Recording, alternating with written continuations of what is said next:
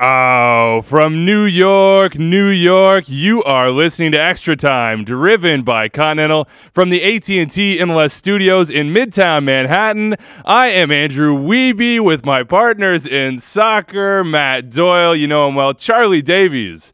What's up, man? How we doing? I'm excited to be here. Yes, sir. Calen Carr here as well for his inaugural journey here in the new studios. We appreciate you. Yes, appreciate the call-up. Yeah. Guys, we're going to have a big show here today. I felt like that was a wrap. That's you got the intro. I did 4 times. I did, and I got it documented on multiple Instagram stories. So if you want to see behind the scenes, Charlie, Calen, both of them, go to the gram. YouTube, the gram, Go Twitter. to the gram. Weeby did not nail that in one take. I didn't, and I appreciate you for calling me out on that. We got a big show coming, MLS Week 3 in review. FC Cincinnati stole the show. Seattle are still perfect. We have U.S. national team against Ecuador coming up this week. We will talk about that roster. We did not make it to that last week. And, of course, Canada, Alphonso Davies, his first goal. Some great stuff in the mailbag. We will dip our hands in our big black trash bag of signed jerseys to see who the Extratime MLS Fantasy winner was and what jersey they will get. But first, I have a very important question for all of you. Do you believe in ghosts, the supernatural? Well, that's a great question because one summer when I was 16 in New Hampshire, we went ghost hunting.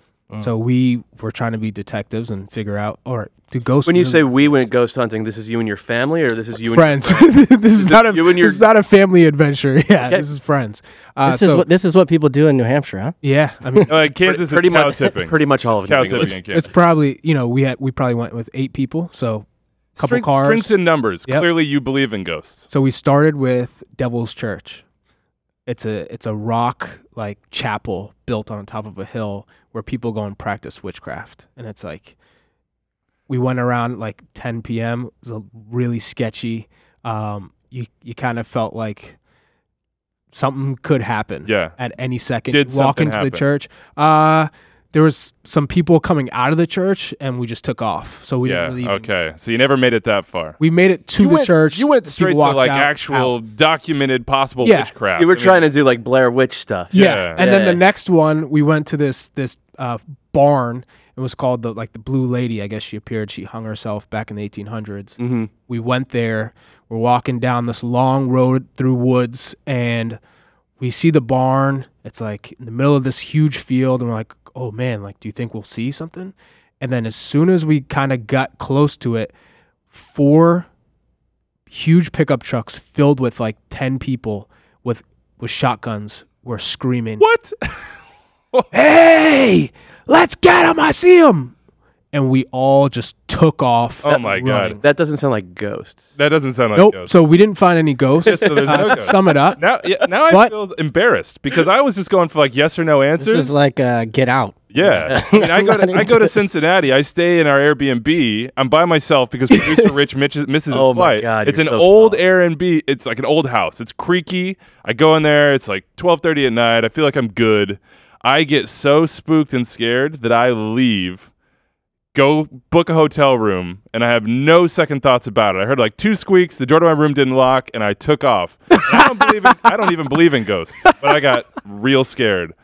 I don't even know where to go with that, Andrew. I had to just out myself with it because I knew producer Rich was going to put it out in the world. He would not have made it growing up in New England, Charlie. Oh, Obviously. no. I mean, because I've had the exact same experiences growing up that Charlie just described. No chance. I watch Pixar movies. I'm not into. New England's all about scary stuff and the You're obligated. Witch trial. Yeah, you're obligated to believe in ghosts. If you All grow it up took in on New my England. part was there was a door to probably house the basement. settling. Yes. No, exactly. There was a door to the basement that was locked. What And are you all I gonna could think do? about was that someone was going to climb out of that basement in the middle of the night while I'm alone in the Airbnb. What are you gonna do when your kid comes to you and is like, "Daddy, I'm scared of ghosts"? You're gonna be like, "Me too. Yeah, me too. Let's get under the bed."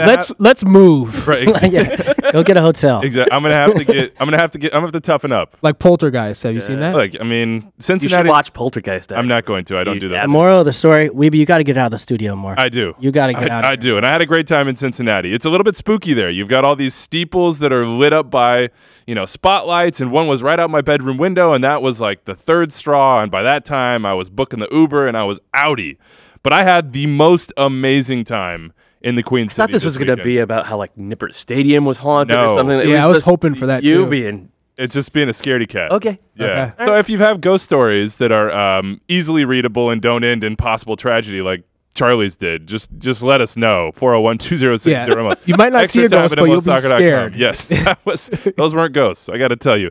Look, the Queen City wowed Major League Soccer this weekend. It wowed me. I was in kind of this state of giddiness, this soccer high for the better part of 36 hours. From the moment I got there, the moment I got in the Uber, and the moment I told that guy, hey, I work for Major League Soccer. What do you think of FCC? And he said, oh, yeah, they took over the city. I love them. I'll be at the game tomorrow. Maybe I'll see you there. Everybody knew about him. Everybody was wearing blue and orange. On game day, it was one of the most unforgettable experiences I've ever had. And I think about, like, the soccer soul. Every part of the country expresses it in a different way. And it comes from whatever your upbringing, it comes from your experiences, it comes from the culture that's endemic to that part of the country.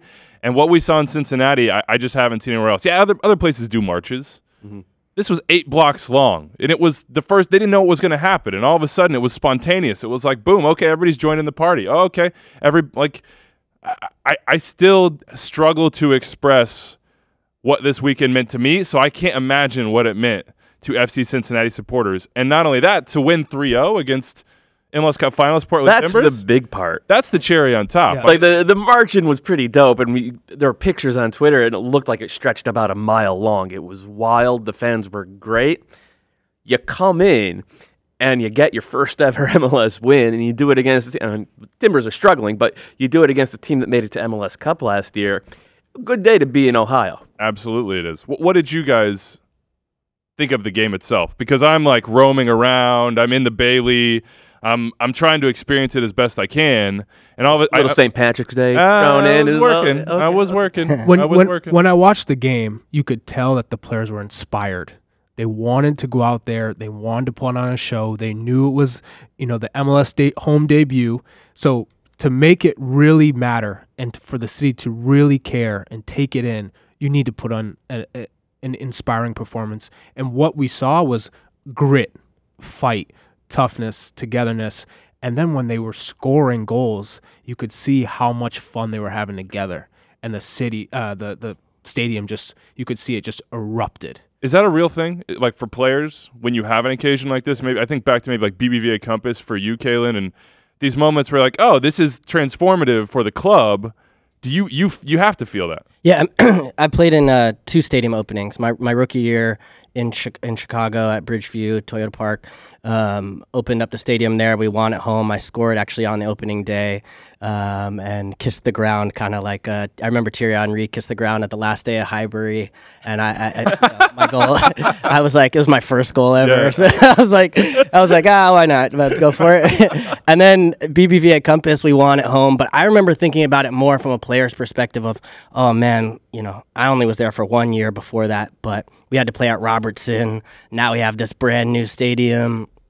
Look at the facilities, the locker room, and the crowd. The crowd at both stadiums were great. The difference now and the step forward that I'm seeing in the league is actually the stuff around the stadium that you saw, where there wasn't really a march to the match. There was some buzz and excitement around the opening of the stadium, but it was all sort of contained to that stadium and that experience.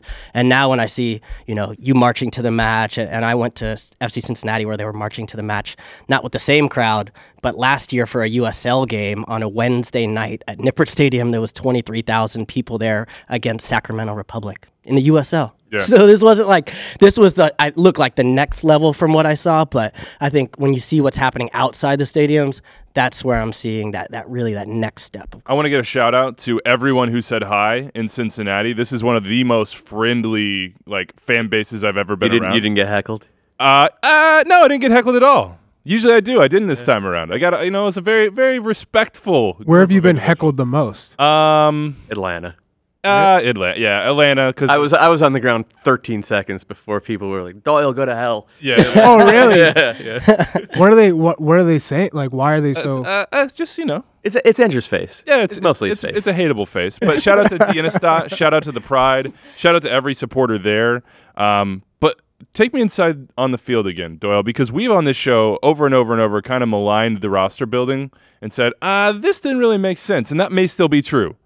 But Alan Koch is starting to figure out something. Figured it out real quick. After that first week against Seattle when they just got lit up, we questioned, first of all, how they were positioned on the field, but second of all, how high a line they played. They played a really high line in that game, and they allowed Seattle getting behind time and time again. And in the subsequent 2 weeks, they've dropped that line deeper. They just defended a 4-block, a low block. It's 4-4-2. There's nothing fancy about it. And they have Ulloa and Bertone, both of whom who have been really good the past couple of weeks, sitting in front of the central defense. And they're not going anywhere. Like, they're supposed to be box-to-box central midfielders. They're not. They're sitting central midfielders. They break up play, and then they release the forwards and the 2 wide midfielders forward into space at speed. And if that can break it down, good enough. They're playing to win 1-0. Add in set pieces as well. Suddenly it turns into 3-0, and that's fine. Like, if I was a FC Cincinnati fan, I would be stoked about the win, and obviously pretty happy about the identity, because if you have that identity, you can win games in this league. Yeah, they're not trying to be Man City or Barcelona. They're not even trying to be like Sporting. It's let's just win, let's just fight, and in order to do that, we're going to stay compact, we're going to defend like hell, and then when we do get our set pieces, let's capitalize on them. Yeah. When we do get our counterattacks, let's capitalize on them. But other than that, let's just sit back and be tough to play against. Alan Koch, he got it right, and they got it right on this day. I mean, this is the cherry on top. And in the pregame, I thought was incredible, but I kind of wondered if it didn't work out in stadium, how would all those people that are just trying to get a feel for it? Because, yeah, you had the 23,000, Calen, but this city, I don't know, had yet been all in. And Cincinnati fans, call me out if I'm wrong on this, but after a day like this, after the front page of the Cincinnati Enquirer is the snaking line of fans down the hill that you cannot see the end of, I mean, this is the start of something special in MLS, and they already had something special in USL. Yeah, I don't think you can minimize the impact a day like that can have on the trajectory of a club. And if you look back at the history, I went there last year and interviewed my old teammate Corbin Bone, who I played with in Chicago. It's come from the USL to the MLS side, and he said to me, every time this team has had an opportunity to show the world how serious they were about soccer. They've done it. They've been able to do it, and it's been consistent with their first game ever at Nippert Stadium, where they came off and scored some incredible goals, won right away. Then that historic run in the U.S. Open Cup, and this was just another one of those. And I remember Alan Koch sitting right here at the expansion draft talking about trying to create an identity of a team with like chip on their shoulder or something to prove. That fits FC Cincinnati. A lot of people didn't think that they were necessarily going to be that club. And you could see it on the team. A lot of the players that they've brought over are guys that were maybe maligned in other places or forgotten about or thinking maybe, a little bit older. And they all stepped up. The biggest to me was Kendall Waston. I thought he was immense in the game. Obviously gets the goal, which was huge just before that 15-minute mark. But even his effort defensively, the way he was able to clear balls, little plays that he thought could lead to something, his leadership showed in a big way. I love the moment in the first half where it's a set-piece corner kick coming in, and Fernando Adi drops back, and Kendall Waston's in the box, and I'm directly behind the goal, like inches behind the net. And you just see Waston grab Adi, shove him into position, pull back Mane. The ball gets whipped in. It's directly at Adi's head. He does not have to move. He clears it out, and they push out. It's like those little moments where Kendall Waston's like, this is my team. These are my guys. Fernando Adi's ego's not getting his way. He says, okay, I'm here, man. Like, put me where you want me, and then you handle business. If they can be efficient in those moments, I mean, I'm not saying they're a playoff team right now. I'm not going to go full guarantee on this, but they're going to be respectable. Right. They've already been respected. Yes, absolutely. So, and a lot of people did not think they were going to, especially after the first game, because you felt like they were going to try and play teams and go and press and attack, and that was not the way to go, especially with, it's your first year in MLS. Your roster is more so scattered veterans and USL guys that have come up. So it's a lot of piano carriers, not a lot of piano players, and that's fine because like you said, don't beat yourself. There are teams that are going to go out there and just play Cincinnati off the field this year. They're just going to outplay them, and they're going to win 3-1 or 3-0, and that's going to be that, and they'll walk away, and that'll be fine. But there are also going to be games where Cincinnati just doesn't give you anything, and you're going to have to break them down, and you're not going to be able to because Kendall Waston is good. Nick Hagelin looks rejuvenated. Vic Ulloa, I think has been underrated for a long time. Bertone looks really good, and Both fullbacks have looked good. Elvis Powell struggled badly in that first game to the point where I would have benched him forever. But he's come back with like 2 pretty good outings.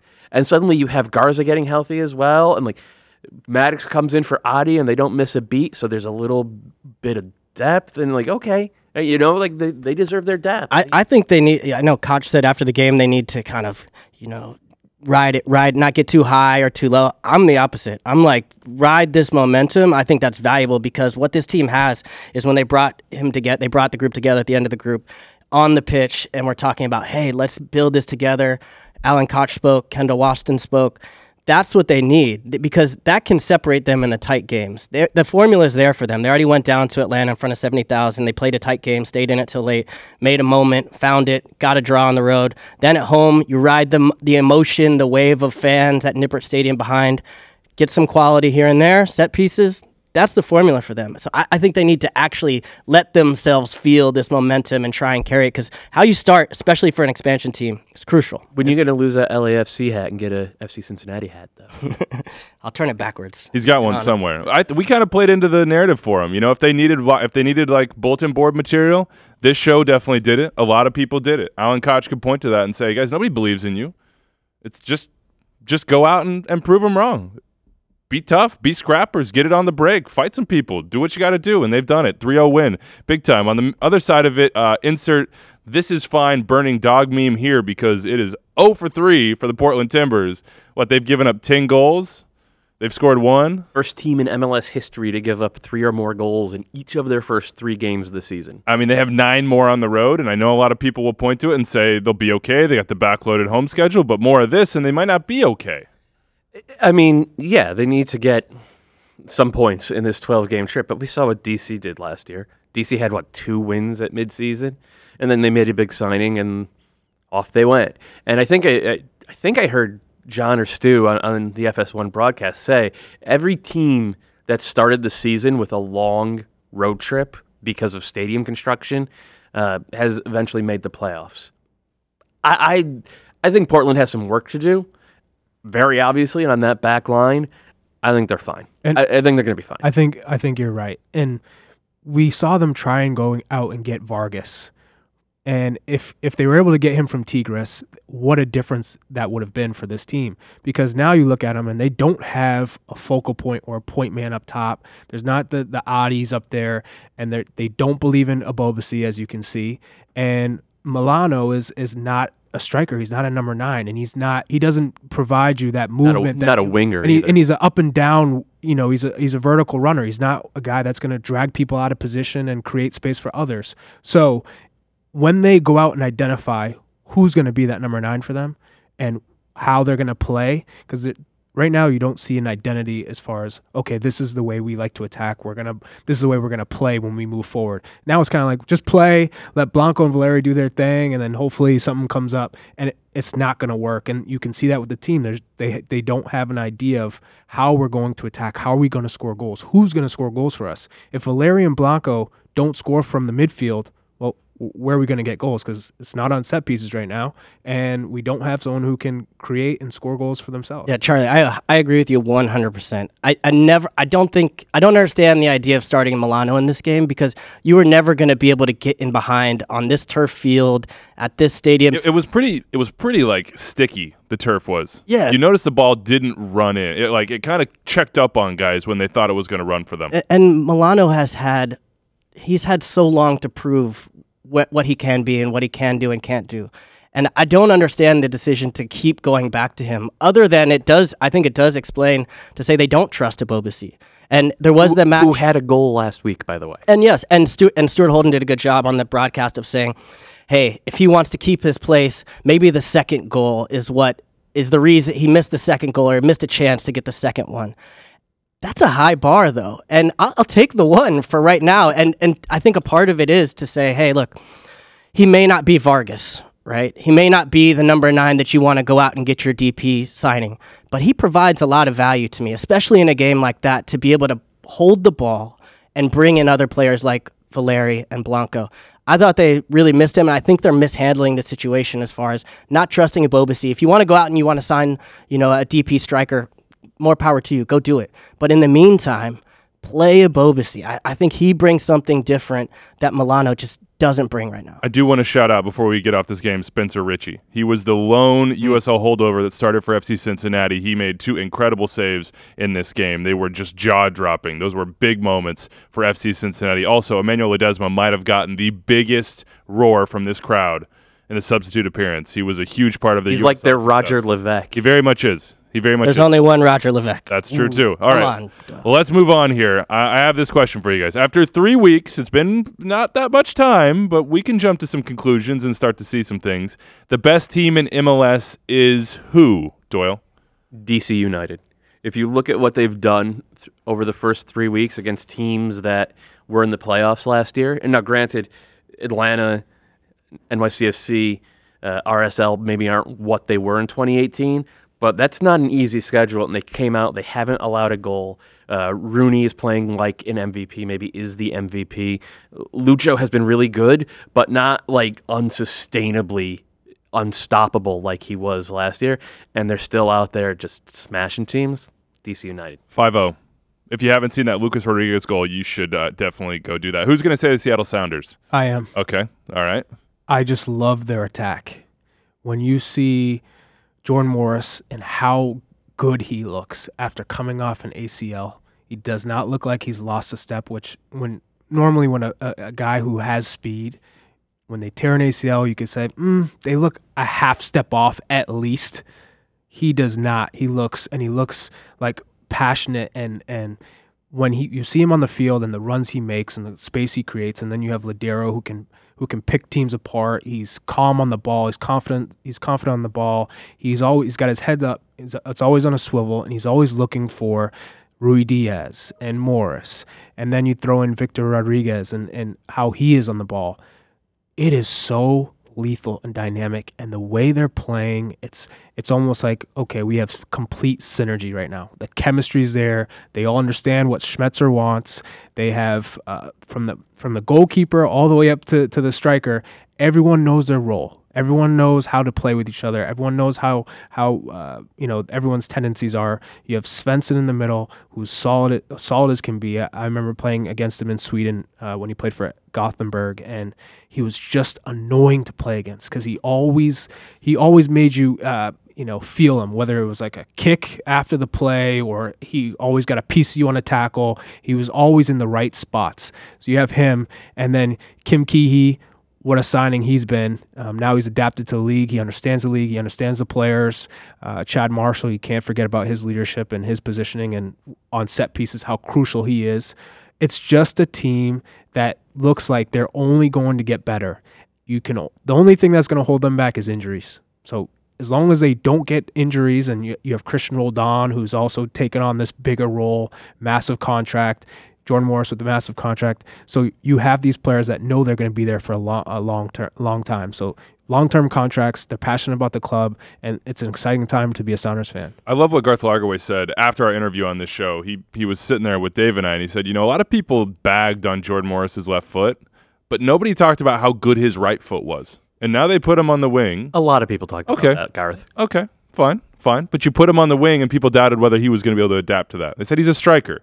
Well, he's playing in a lot of those positions now. And he's also getting in positions where he can beat his outside back and all of a sudden put the ball across the box, and Rui Diaz is going to win the race every time. Absolutely. But Schmetzer deserves some credit because the way that Jordan Morris is playing on the wing, he's basically just a wide striker. Yeah.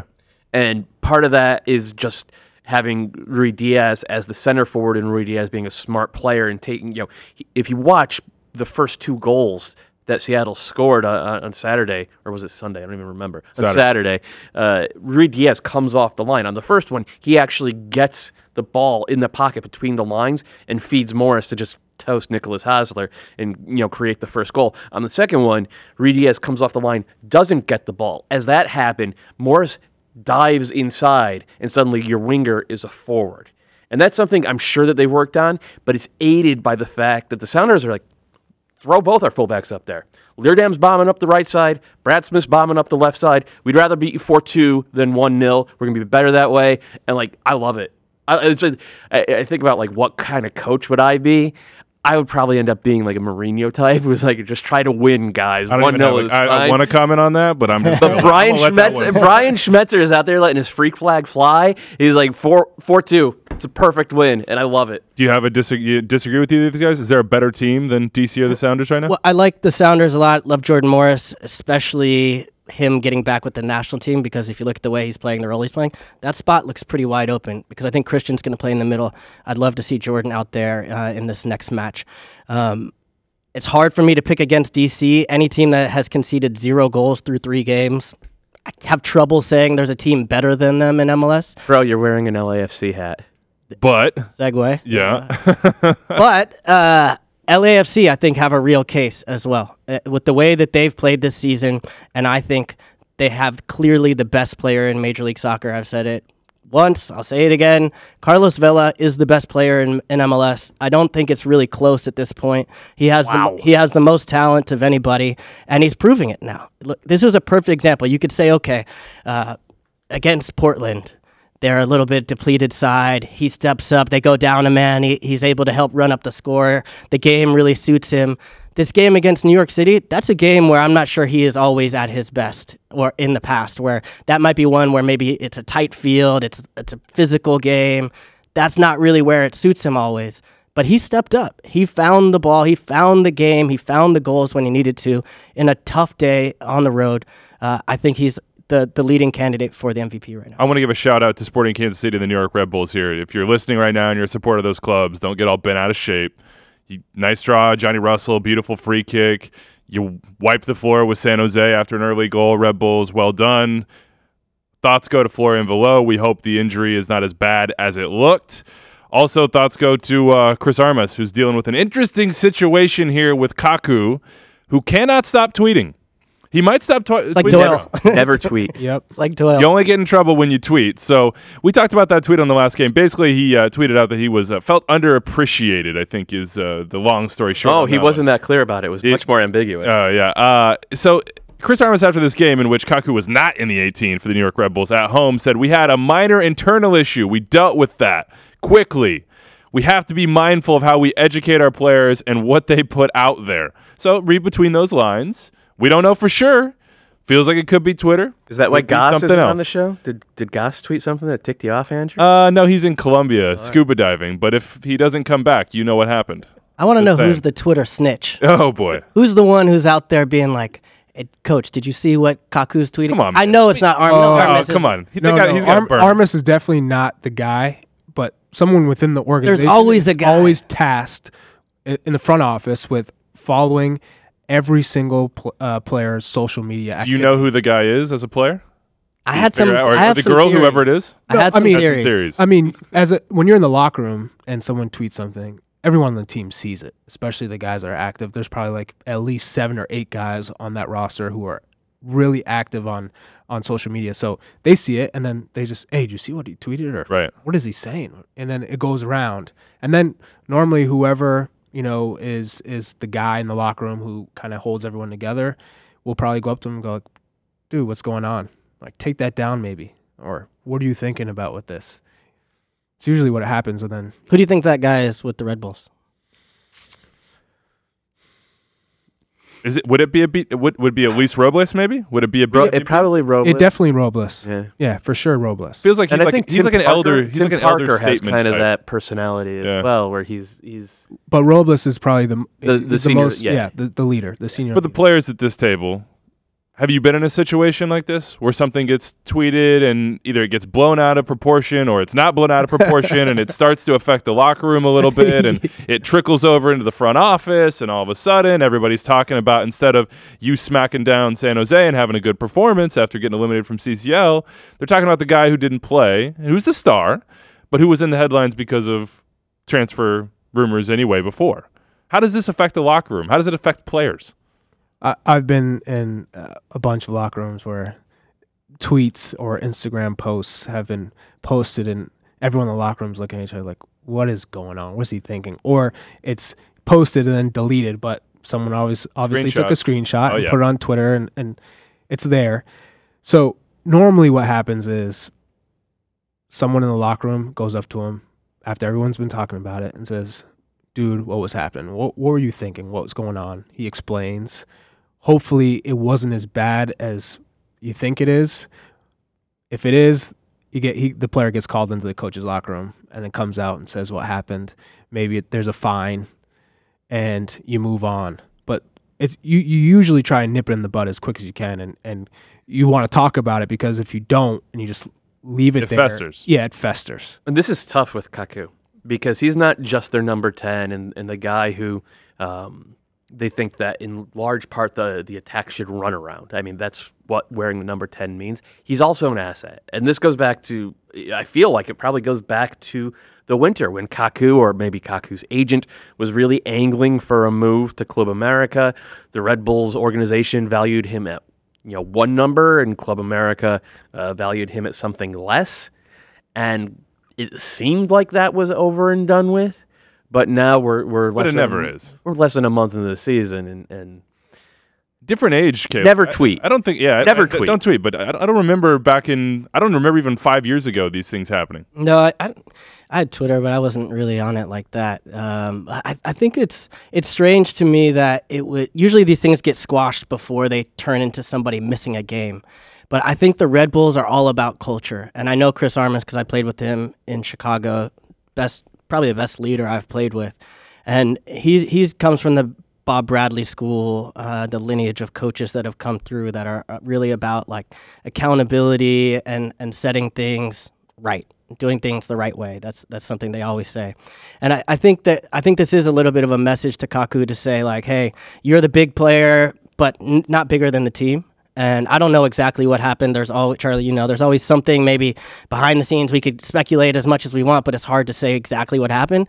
But the way the Red Bulls do things is the way that Alex Muyl handles stuff, where he was left out of the A team. He didn't go to Twitter about it.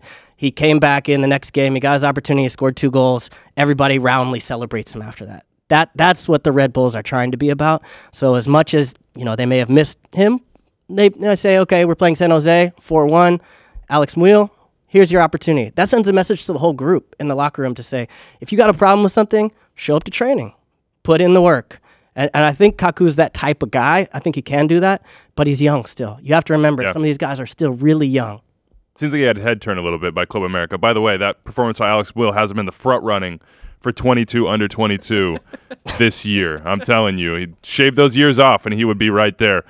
Is it too early to wonder if the Frank de Boer hire has some holes? We're going to get to that in the mailbag. We've got some interesting mail coming, but I need this from you guys. There are 6 teams with 0 or 1 point after 3 weeks. 0 points, Vancouver, San Jose. 1 point, Portland, Chicago, Philly, New England. Who should be most worried? Who's got the most to worry about, Doyle? San Jose. If you look at that roster, they have just one player who I think would start for even half the teams in the league. Oh gosh, yeah, you're coming. Oh, that's harsh. That is harsh. Who's the player? It's Nick Lima. It's Nick Lima. Nick Lima would start for I think most of the teams in the league. If you look at the rest of that roster, they just don't have talent. And then you add in Matias Almeida's approach, man marking all over the field, win all your 50-50s. They're winning less than 50% of those 50. San Jose's got real problems. Well, I think that the issue is that his philosophy is more about winning your individual battles, and you're saying that they may not have the horses to be able to win individually. So the collective is actually the strength. It's really their only chance is to be organized collectively. They got to do what FC Cincinnati did. The Cincinnati approach. Yes. Yeah. All right, who's yours, Calen? Who should be the most worried? I hate to say it, but it pains me as a former Fire player, but Chicago is troubling to me. I just think like the way they have been set up and organized, it has not put them in a good position to succeed. Anytime you have to make a 30th minute substitution to an outside back that I don't believe was injured, that was an issue for me. And I don't understand why Raheem Edwards isn't getting more of a run, because every time I've seen him, he's brought new life to this team. Yeah, maybe he's not defensively, as stout as some of the other players, but he brings a ton. When he came on the field, he changed that team. And they have some nice pieces. I also think Bastian Schweinsteiger playing center back, it's never going to work. Get used to it. It's never going to work. They went to that back five. They changed from a 4-3-3 to like a 5-3-2 for the final hour of the game, with Schweinsteiger as kind of a sweeper. I think that's where he wants to play, and I think that's where he's going to play. But they have some nice pieces going forward. Frankowski's got some nice moments, and Mihailovic. Dax is always solid, but it's been. I've felt this way for a while about the Fire, watching what's happening there, and it just hasn't seemed to have gotten better. They had a nice performance to start the year against LA. They showed some bright moments. It just needs to come together with some results. But I think if Gaetan comes in and he's on fire in form and the player that he can be, that will transform that squad. I mean, with CJ Sapong, the way he's playing right now, he's playing inspired. And with Gaetan, I think they will score goals. They will be a better attacking team, which will in turn help their defense and put them in better positions on the field. So I think that remains to be seen, how well Gaetan adjusts to the league and how he fits in with the team. Thank you, Charlie. Yeah, we haven't talked about him that much. Charlie, who's your guy? Then we're gonna get one more. We'll go to break. For me, it's Philadelphia. I thought they were going to be so much better heading into this year with how they performed last year, and with a team when you're adding Marco Fabian to come into it they've always been talking about getting a number 10. We need a number 10. Once we have a number 10, things are going to change. Well, you got that number 10, and I think you've gotten worse. So trying to figure out now, how can we play with the players that we have, the core players that we have, the Bedoyas, where are you playing him? They've played him out wide. They've played him in the middle. They played him more defensively. So they're trying to figure out, how do you fit in Majunjanin, Bedoya, and Marco Fabian in the same midfield? It's very difficult for them. And then you see Brendan Aronson come in, and he's like this breath of fresh air. He's got this youth about him. He's energetic. He's making great runs. He scores a goal in Atlanta as a young kid to come into that environment, atmosphere, first start, and play particularly well for that Philadelphia team. I was encouraged. Now, I don't want to see the same thing happen as we talked about yesterday, with a young player getting his chance, doing well, and then not being seen the rest of the year. Mm-hmm. Let him continue to progress. We've seen him come in, do well. Guess what? He showed he can play at this level. He's a young player. He's got a lot of potential, and I've played with him, so I know he's one of those kids that comes in, his eyes are open wide, he's taking everything in, he's asking questions, and he's not just asking questions to ask questions. He wants to know, and he's taking it in like a sponge. And you can see he's so grateful to be playing at that level and around all these But players. Not overwhelmed by it. And not overwhelmed. And he works hard. He's always working hard. He had a goal, should have had 2 assists yesterday. He was like, the ball to Fafa. Yeah, number 10 has not been the problem for Philadelphia this year. It's been the 6. Medunjanin looks a little too slow to play in this high press, and the system change hasn't paid off. All right, week 3, all the coverage at MLSsoccer.com. Congratulations to Cincinnati supporters, to the city. It was a special day. We're going to break. On the other side, U.S. national team and Alphonso Davies, his first goal for Canada. Are you watching the games or just looking at the stats? Email the show at extratime@MLSsoccer.com, tweet at Extratime, or text the Hot Take hotline with any questions or reactions. Watched by one defender, Antuna taking him towards the end line, gets the cross away, played in front, score! Sebastian Legend! 3-1 Galaxy! No Zlatan didn't matter for the LA Galaxy, 3-2 winners against Minnesota United, who are no longer perfect. Sorry about that, Loons fans. Let's talk some U.S. national team. We promised to do it last week, and we never got around to it. The roster came out. You know who's on it, I assume, if you're listening to this show. What do we want, guys? Christian Pulisic's going to be a 10. It's his first appearance under Greg Berhalter. Ecuador and Chile coming up. Ecuador, I believe, on Tuesday. What do we want? What do you want to see, Charlie? You're embedded with the team right now. I just want to see progress. We've seen January camp. Greg Berhalter comes in. He's like, this is how we're going to play. This is the system. This is the idea I have for this national team moving forward. And the January camp guys came together. You finally felt like, okay, they understand what it means to be a national team player and your responsibility as a national team player. And you come in, they worked hard. They looked like they got better. And this is, not the A team. Now he's got the A team for the first time. So it's almost like he has to go back and kind of tell them, all right, this is how we're going to play. This is my idea for you, Christian Pulisic. I think you're best suited here, and I want to see you continue to grow. And having the idea of who's going to play where, that's the question. Because when you look at Tyler Adams and what he's done in the Bundesliga, what a special player he is. I really didn't quite have an appreciation for him while I was playing and see him because he was so young, and I knew he was a tough tackler. He covered a lot of ground, but I questioned his technique and his ability to read the game, kind of to slow down sometimes, because I felt like he was always full go for the 90 minutes, and I felt like sometimes you need to slow down, understand the rhythm of the game. Is this the beginning of a mea culpa? Are you backing off that? You're like, I was wrong? He's got all those things? Oh, he's got it all. He's got it all. He's a player that comes into the Bundesliga and has taken it by storm. He showed that Americans can play, and we got a lot of kids who have gone over to Europe and have shown America has talent.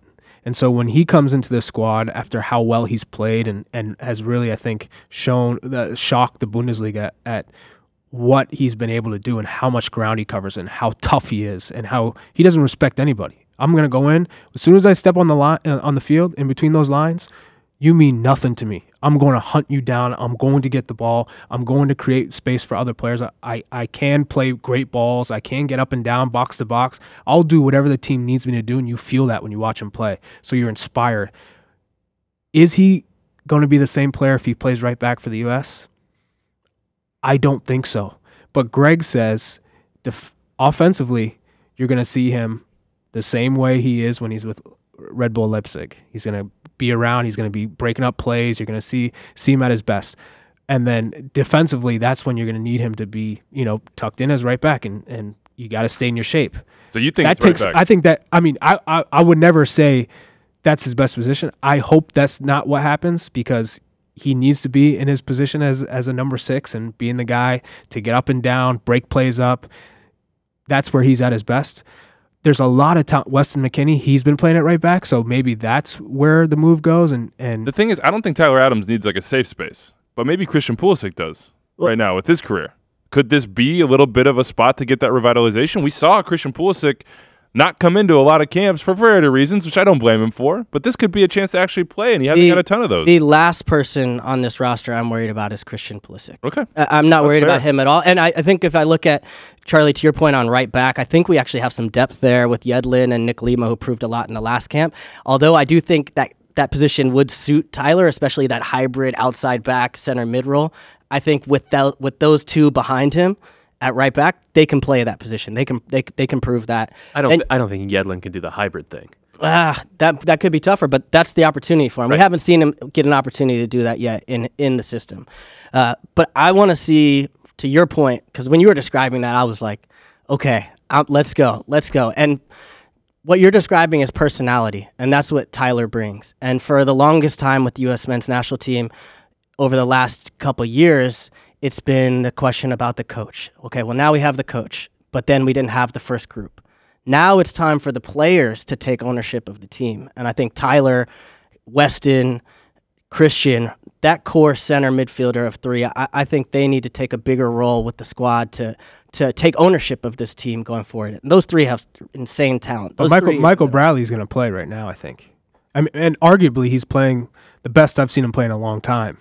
Yep. The way he's controlled Toronto, being in the midfield, breaking up plays, not doing too much, sticking to his position, and just releasing players into space. A ball through last night. Late runs into the box from Tyler doesn't have that yet. And that's what Michael Bradley brings to this group is. So here's the thing with Tyler Adams, and I've said it a million times. The USSF needs to develop cloning technology so we could have 2 of them. One to put him at defensive midfield, and the other to put him at that hybrid right back. He could probably play both positions with his... He probably can. You're right. He looks the part of a guy who is going to be a world-class number 6. The announcers on Fox this weekend, within 10 minutes, were comparing him to N'Golo Kante, who to me is still the best midfield destroyer in the world. Atletico Madrid are already scouting Tyler Adams as a central midfielder. As they should be. In Berhalter's system that we've seen so far, there is a pass you have to hit. It is a pass that happens within possession to break lines, a third line pass to either a checking center forward or the number 10 popping up between the lines. And Michael Bradley and Will Trapp hit that pass. So far, Russell Knaus and Tyler Adams do not hit that pass. And it's tough to gauge from Germany, from the way RB Leipzig play, because that's not a pass they ask their number 6 to hit. They don't ask their number 6 to dictate possession. Look, Tyler is the best player in the pool off the ball, especially defensively. Offensively, we need to see more of that from him. But guess what? He's only 20. So if it doesn't happen in this camp or this summer, you look at his trajectory as a player, I am confident that he'll get there. But he's shown flashes. He can do it too. So he has the ability to do it. He absolutely has. But what I'm looking forward to in this camp is 90 minutes of Tyler Adams as a 6, 90 minutes of Tyler Adams in that hybrid role that Nick Lima played. And with Pulisic, Berhalter has said, we're going to see him as a 10. We're going to see him in that role that Georgi Mihailovic played against Panama and Costa Rica. And in my mind, that's the best place to use Christian Pulisic. But he's played mostly on the wing for Dortmund. So first of all, cloning technology for him as well, because we could use 2 or 3 of him out there. But also, I do hope we see 90 minutes of him as a 10, and then 90 minutes of him on the left side of that front 3, because when he gets the ball on his foot against a backpedaling defender, he is the best we've ever had at eliminating players off the dribble. So I think if you put him there and maybe Leggett next to him as the 10, I got stock in that. I want to see that attack. Leggett looked incredible against Minnesota. Man of the match. He looked like the player that he had kind of started to assert himself as before he got that untimely injury with the U.S., by the way.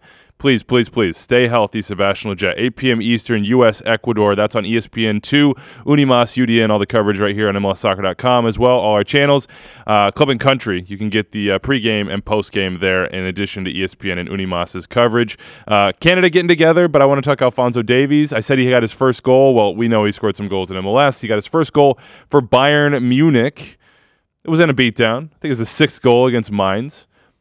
How have you seen his early stages at Bayern? It was a high-risk goal, too, might I add. Why is that? Because he put that high. Oh, he did. Like, there was no need to put it that high. Could have been a little bit lower the head. But it made it look nicer, so it was good. I remember seeing him for the first time in MLS, and his ability to get up and down the line and how freakishly athletic he was for being 15 years old or 16 years old. I was thinking, wow, this kid has loads of potential, what he can be because of his movement. It's not only just how athletic he was, but his movement, how he was fluid at such a young age, the ability to understand the game and his technique. And then last year, you saw him really take a huge step forward, taking people on, scoring goals, not just... Normally, you see a guy with a lot of pace. You're like, there's no end product. You're like, he doesn't have it. There's nothing. Now we were seeing an end product. And so when he got that move to Bayern, for me, I thought it was the perfect time for him to go over because he's still learning and he's still growing, but now he's learning at the next level, at that speed of the speed of play, which you can't teach at Bayern Munich, and he's learning from the Robins, the Ribéry's, the Lewandowskis, when you're playing with guys at that level and you can suck everything I didn't up. think it was going to be the right move for him. I thought Bayern Munich wouldn't even play him until 2019, 2020. And the fact that he's gotten on the field a bunch of times, and this game, they brought him on for like the last 35 minutes, and I thought it was really the first time that he looked comfortable with the speed of the game. It hasn't been a seamless transition for him. It hasn't been like Tyler or like Pulisic was when he was 18. It's been more like Alphonso Davies and Josh Sargent are kind of in the same bucket right now, like super talented 18-year-old kids who have at times looked a little bit overwhelmed by the Bundesliga, but that's fine. They're 18. I wouldn't even put him in the same bucket just because it's Bayern Munich. And the players in Alphonso Davies' position are all like legends, like all huge players who their rap sheet is just like miles long. Even see him go to the corner flag to celebrate. It was James, Arjen Robben. Ribéry, they're all coming have them around. first. You're like, Yeah. what? You're like, wow. And that's the thing that stands out to me. I think we have this way of looking at players where it's easy to identify young players that kind of have it. And Tyler Adams fits that mold a little cleaner in our mind, where we say, okay, this guy's not afraid. He's getting up in, Giovinco's face. He's not afraid of anybody. And that sort of, in our sports mentality, makes it clear to us that, that kid is destined for something. Yeah. But I see the same thing in Alphonso Davies, because he has never looked afraid. He might be doing it with a smile on his face, but he's having fun. Like the way he was going through MLS last year and just wrecking veterans and just wrecking people was crazy. And then I went and saw him, the only time I saw him play in person, unfortunately, was at the All-Star game. And he got subbed in the game, and everything just looked so chill for him. And then the behind the scenes video that we had here at MLS of him mic'd up, where he was just getting some banter off. Like, he was just having fun. And I see the same thing with him when he plays for Bayern. He doesn't look overawed at all. I remember the first match, he went behind the leg and megged a guy and came through. He's got these little moments that, when you take a next level for a young player, at some point you think you hit a ceiling where you're like, oh, this is Bayern. You look at the badge, or you look at the player across from you, and you say, okay, maybe this is it, or I need to come down a bit. I haven't seen that from him. I think he's really special. And you would expect him to struggle a little bit. And you're going from Vancouver to Bayern Munich, a top 10 club in the world, elite players, elite speed of play. Of course, there's going to be time to struggle. You're going to have time to adjust, and it's going to be a little bit of a struggle. But he's still playing. I wouldn't even like Doyle said. I didn't even expect him to see the field. Yeah. He's getting way more time than I would have ever imagined. So he's got to be doing well in training for that to happen. No doubt about it. Look, there were some times early on where you heard some rumblings about, might they push him down and train him with some of the younger age groups?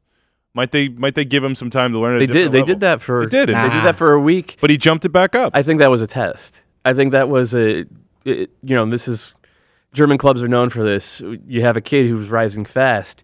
You take his legs out from under him, metaphorically speaking, and you see how he reacts to that. And apparently, Alphonso Davies reacted pretty well. CONCACAF Nations League qualifiers. Canada's still rolling along. French Guiana on March 24th, Sunday, 6 p.m. We'll see how they do in that. They're pushing on. They're doing really well in qualification for the Gold Cup and for World Cup qualifying. So they've got a great generation. Herdman says they're going for the World Cup in 2022. I love that he says that. I want to see the results because I think they have that potential. We just have not seen it in the past. We will have more on Thursday from that game against Ecuador. Actually, we're taping on Thursday. How are we going to do that? That's going to be interesting. Got to figure that out. On the other side, dipping into the black trash bag. We'll be right back with our winner for MLS Fantasy and the mailbag. Are you watching the games or just looking at the stats? Email the show at extratime@mlssoccer.com, tweet at Extratime, or text the Hot Take Hotline with any questions or reactions. Now Matriza for Tinnerholm, cuts it back across, diving header, laid out in front, ball still loose, top of the 6, and it's knocked away. Bill Hamid. He's had a heck of a start to the season. Those shutouts Calen was talking about. This is an Instagram crew up on their phones every second of the day. We got to get into the black trash bag here. Please, Loon Asylum, Tamardal, got 136 points. He doubled me up in MLS Fantasy. Doyle, are you going to do the honors? We'll see what he's active on Twitter as well. Dig around in here. See what we're giving out. He must have captained Rooney. Yeah, what do we got here? Oh, it's Toronto FC kit. Is this the Giovinco or is that the Josie? I think that's the looks like Moro. Season number 2. Can't tell, but you got a star there. We'll send it to you. We'll get your address. That's Giovinco. That's gold. Yeah, it is. Sign up for our MLS Fantasy League. Get on that right now. Let's jump into the mailbag right now. We start with Nick Logman. He says he's been listening to the show for a couple of years now and had a question about the new announcement when you go to break. Is the new voice on the break Doyle on helium? No, it's Eric Morgridge, who has the voice of an angel, so do not talk about Eric's voice like that. Also, wants a quick request that we not make Ben Bear laugh when he comes on. Amen. When he really gets going, it sounds like what I imagine a duck that swallowed a trumpet would sound like, so don't make Ben laugh. We also had a bunch of emails about Diego Rubio celebrating His goal against his former club, breaking out the eagle eyes against Sporting Kansas City, picked Tim Melia's pocket and put it in the back of the net against the Colorado Rapids. A lot of people are saying he should not He didn't celebrate enough. He didn't against celebrate his former enough. team, and I cannot disagree more. Should have tripled it. You guys know better than I. You've actually scored goals in any level. I'm not that player, really. I'm more of a clearance sort of guy. Rack up the clearances, blocks, and interceptions. I just don't understand the logic. I understand not rubbing it in the face of your former fans, but why can't you celebrate? Why do people think that's disrespectful? Why can't you enjoy the moment? I think it's different for every individual. So in his case, he's playing at home, and he feels like Sporting Kansas City didn't value him. They're always looking for another striker. At least it was in the media. They're always looking for another number 9. And he left, and he probably felt like, man, I didn't enjoy not feeling that they wanted to play me, because when I scored or I did well or I produced, that wasn't good enough. So now I'm playing on Colorado. I'm on a new team. I'm at home. If I score, I'm going to celebrate.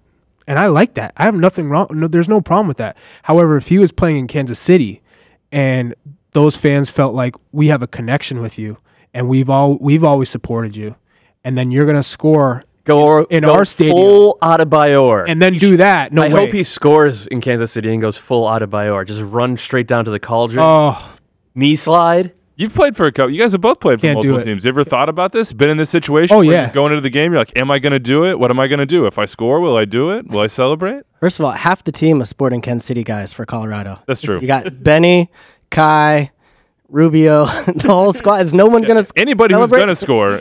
I think that, play for and I think Kansas Kai probably had an epic goal celebration planned. Yeah, they should have choreographed something. I'm sure he did. Would you have done it against the Fire? We played against Chicago in the playoffs, 2012, the knockout round with Houston, and I'd been traded the year before, and we beat them 2-1 in Chicago. It was a strange experience going back. I do remember feeling weird being in the visiting locker room after spending 5 years there, seeing familiar faces in the crowd around warm-up. Luckily, Will Bruin scored. I had the assist, but I ran over and got to celebrate with Will. When your teammate scores, that's cool, All right? good. Why is Yeah, that yeah, cool all good. to All go good, go yeah. ham, go crazy? Right, but right. when you score, you have to play it cool. Yeah, it's like a wake. I saw Ryan Bobble do that. Yeah, Ryan Babel's played on 37 clubs. Yeah, I was like, Celebrate against You Liverpool, have man. red hair. he's Express played yourself. in the Middle East. I feel like if you've gone 10, 11 clubs since then, there's got to be a number where you can say, hey, come on. It's a reset button. Yeah. You're a celebration, a notable celebrator, I'll say, Charlie. Would you have done it? Have you ever done it? Dance off. Yeah, I mean, I scored at RFK against DC United, and no celebration. And I would like to think when I play for a team, I have a strong bond with the supporters. I've always done that. I feel like, they're a part of the family. They're at every game. They work hard all week to come out to support their team, and that's family. So how could you go leave the family because it's not they're not trading you or they're not signing you?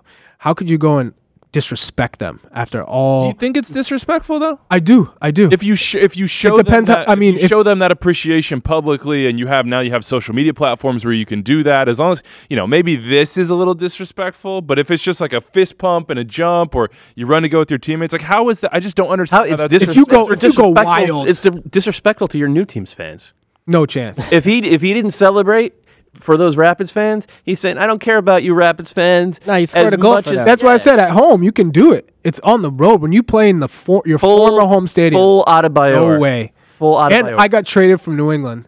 The next weekend we played in New England, and I assisted on one of the goals. And I remember thinking, this feels so weird. Like this is home for me. And we just scored, and I probably could have scored, and they brought me over to the home section and chanted, and we sang. Yeah. And I was like, okay, this is. I want all of you to know that if I'm ever on a competing podcast and we best extra time in any way, that I am gonna dunk all over Matt Doyle. I'm gonna shack on Mike. I'm just gonna Extra time viewers, you deserve better than Weeby. He will turn on you. No, I'm lying. I'd never leave Extra Time. That's it for us here. Thank you to loyalty. Charlie Davies. No loyalty. Calen Carr for rolling. Shout out through. Galena for ruining Gasman's team. Almost beat Bobby, though. Almost beat Bobby. We'll see Bobby on Almost Thursday, is of a course. loss. 401-2060-MLS is the Hot Take Hotline. Extra Time at MLSsoccer.com. Thank you to Cincinnati. Thank you to all the folks I met. If you see me out and about when I'm on location, if you're in New York City, always come say hi. I hate getting Celebrate in his face. Yes, that too. Dunk on me. Dunk on me. We'll see you on Thursday, everybody. Enjoy your week.